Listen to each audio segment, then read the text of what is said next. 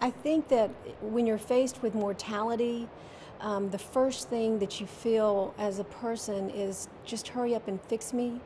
And if a doctor looks at you and says, I'm going to do this to you and this, this is going to work, that you just immediately crumble and say, okay, how quickly can you do this to me?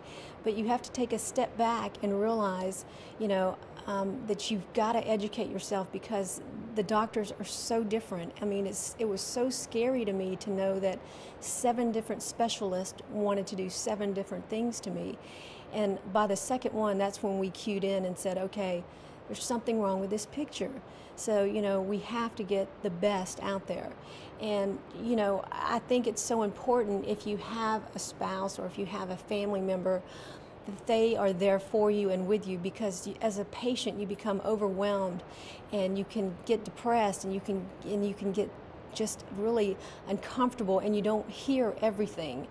As with my husband, he wrote down everything. He asked questions. He was the person that nobody really wanted him to come in the room after a while because he was so annoying and so detailed. And he kept his notes and he never forgot anything. And he questioned things that didn't sound right to him. I mean, we're not educated in the medical background at all by far, but we did everything we could to make sure that I ended up in the best hands. And when you're faced with mortality, you have to say, okay, am I going to be sad and depressed and go to the couch and prepare to die, which is what Bob Borge told me 90% of patients do. They just prepare to die.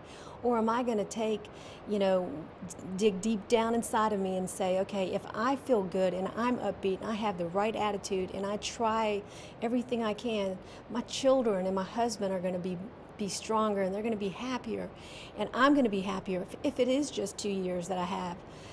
Make those 2 years good, and if I get lucky and it's 5 years, then that's 5 years. It's all positive for my family, because the one time that I really got down and depressed, my family went down too, and at that point I said, I can't do this. I can't do this to them.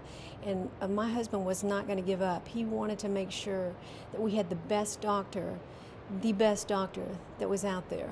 And I will tell you, I see Bob once a month, and he gives me hope every time I see him and reminds me, how far I've come, and how low it was for me.